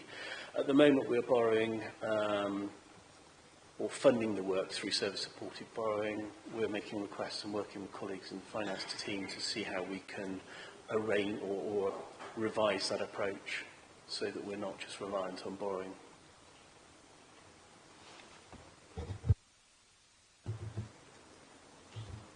Thank you very much for that. I just have one further thought and reflecting really on the voids awaiting work and the really 70% of our potential income, of around 750,000, is related to that. I wondered if I could ask the Cabinet member whether we could, reflecting on our discussion as well, whether I could propose that we ask the commercial team to report back to this panel in the early autumn. It's a recurring problem, and it would be nice to hear about progress in autumn. Yeah, I think that would be good. I think it would be a good idea. I mean, given the figures that Richard talked about, you know, we would expect over the next 12 months to be seeing that column of void works, the total of 749,000 coming down by 450,000 over the next 12 months. So that's, I think, be perfectly reasonable to come back to you in 6 months' time and tell you how we're doing with that. So, yeah. Thank you, everybody. So we asked to note and provide feedback on the contents of that report, which I think we have. So we'll move on to agenda item 12. So that's the corporate estate update. And this is our final report we're going to receive. It's a follow-up report which was requested by the November 2024 panel. And it was specifically to explain the corporate landlord smarter structure and also requested more information about initiatives that have been taken to decarbonise the corporate estate. So could I invite Councillor Paul Roper, who's the Cabinet Member for Economic and Cultural Sustainable Development, to introduce this report. Yes, thank you, Chair. So this report has come about from a previous PDS panel. And so Richard Holden, who's lead of corporate estate, has put this paper together, which I think is fairly self-explanatory. It's asking the questions that were asked. But I think, Richard, you've got a presentation that you want to make on that, so if we could perhaps start with that. Thank you.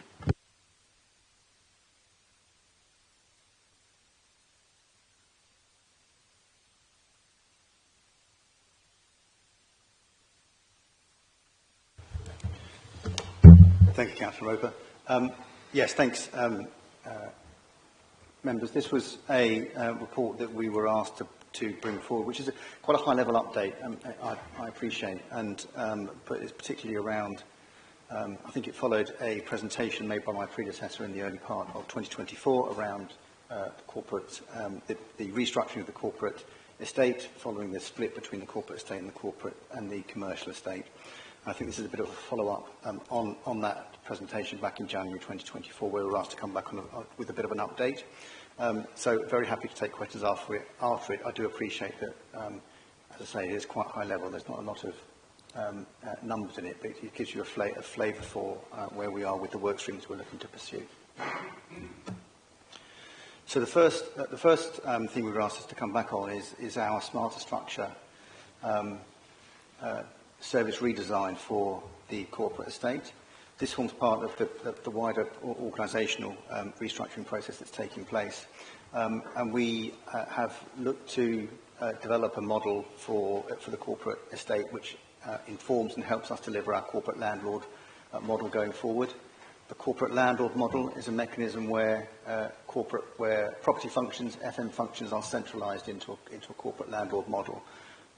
Previously, our current model of operation, the activities around property and FM quite often are devolved into particular service areas, and we're looking to centralise those functions into the corporate landlord model.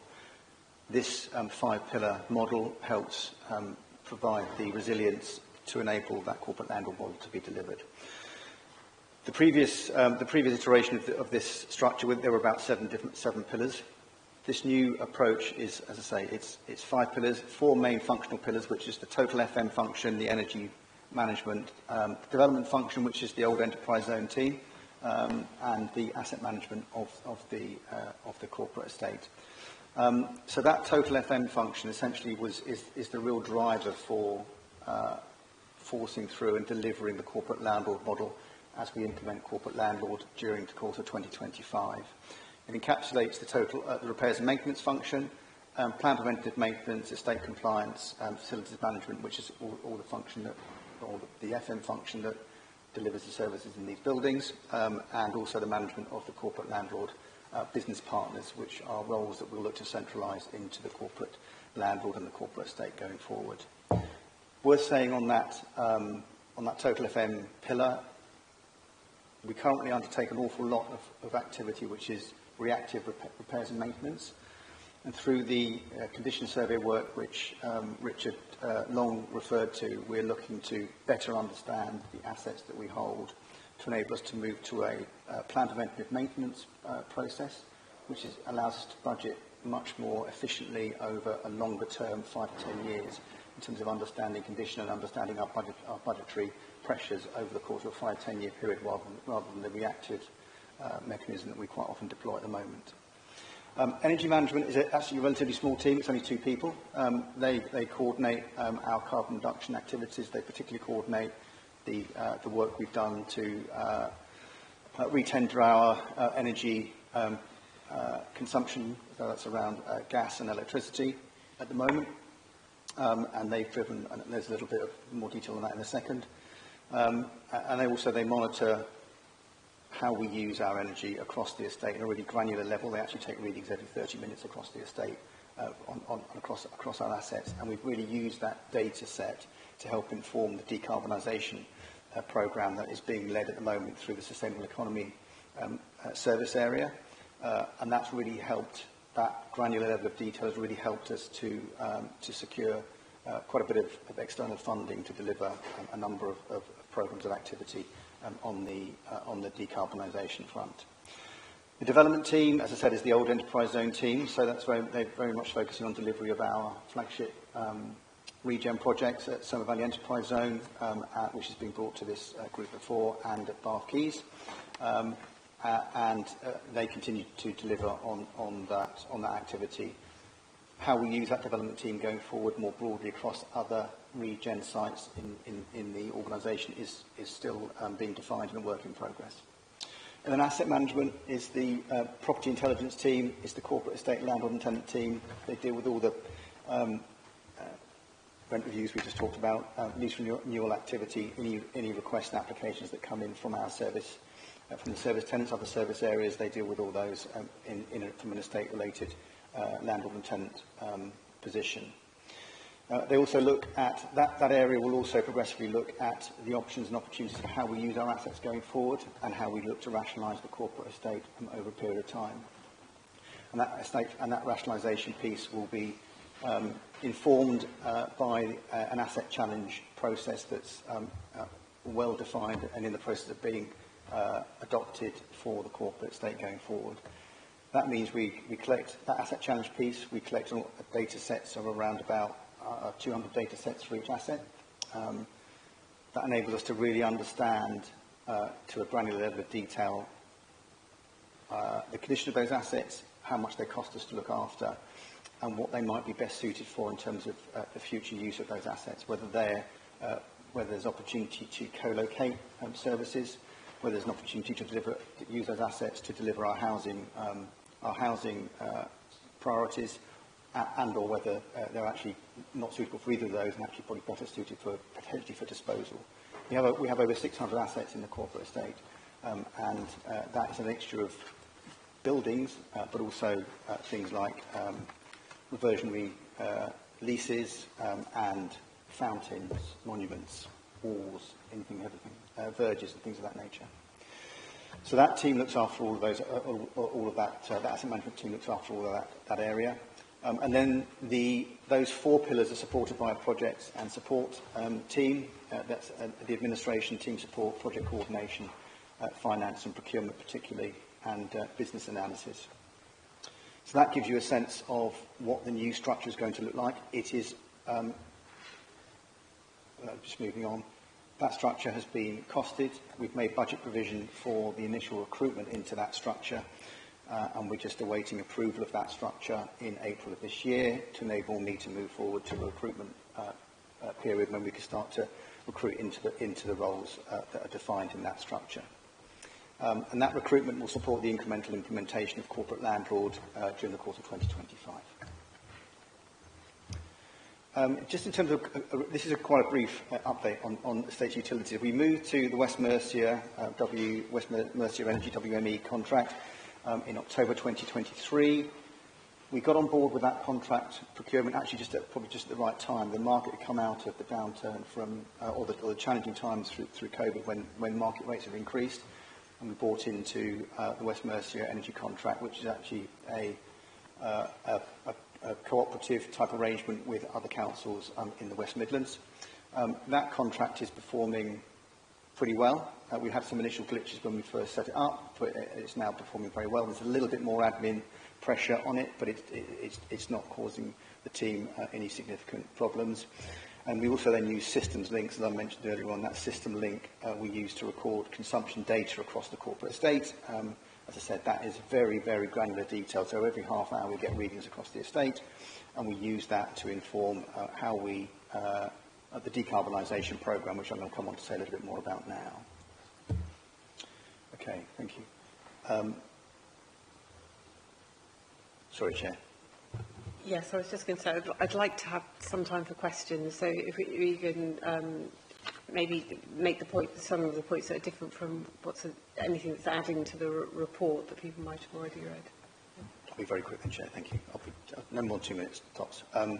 So in terms of estate decarbonisation, we've got the main work streams are around removing gas and heating fuel from the corporate estate, electrification of the council's fleet, which is outside of my remit, and also generating our own renewable energy, which is currently outside of my remit, but we could use potentially corporate estate land to do that.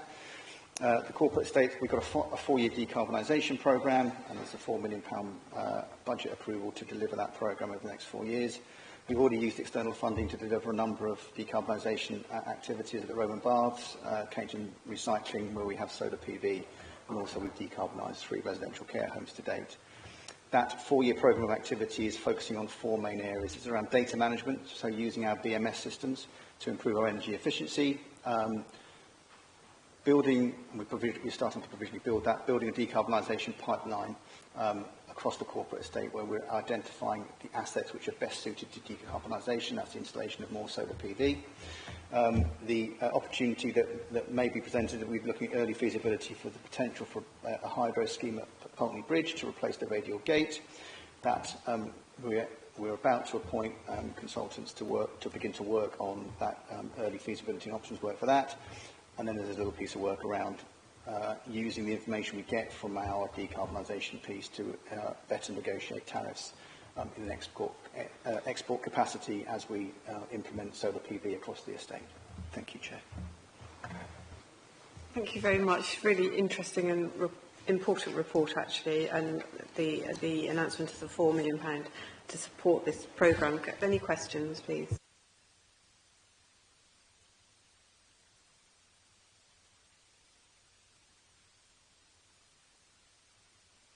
Thank you, Councillor Simon. Just to welcome the radial gate replacement possibility, do we have a rough timeline for how that's likely to come forward? No, not yet. We're at pre-feasibility, whatever pre-feasibility is. The next step is to undertake a full feasibility and option study, and that could take about 2 years. Is the information we have, but the significance of it is that if it's successful, we could end up providing the power for the Guildhall, the pump room and the sports centre, but it's still at very early stages, I'm afraid.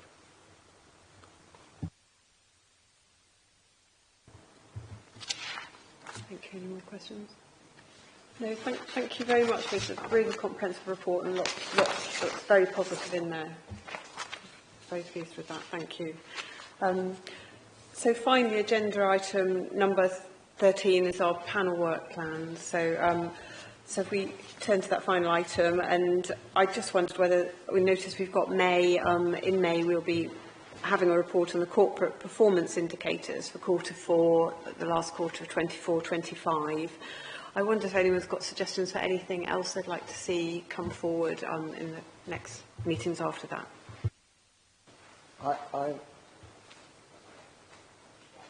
Right, Councillor Simon. I'm still nibbling away at the libraries thing. I'd like an update either in May or July, please.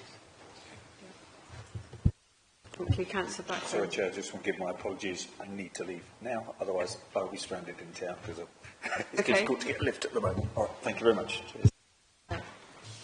So I have one suggestion, actually. I was just wondering whether we could, I noticed in the budget for 25-26 there's an investment to enhance the communication for residents with the council, beyond the Council Connect phone line. And I just wondered, I mean, I'm personally not a fan of chatbots, and I think it would be quite useful for the panel to receive. We've had communication reports before, probably a few years ago now, and to hear more about what is intended with that sum and make our contribution to those decisions.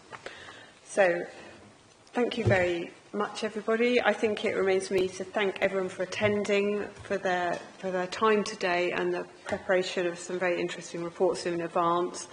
I hope we'll all agree that it's been a useful discussion and informative for those at home, and with these thoughts I formally close the meeting.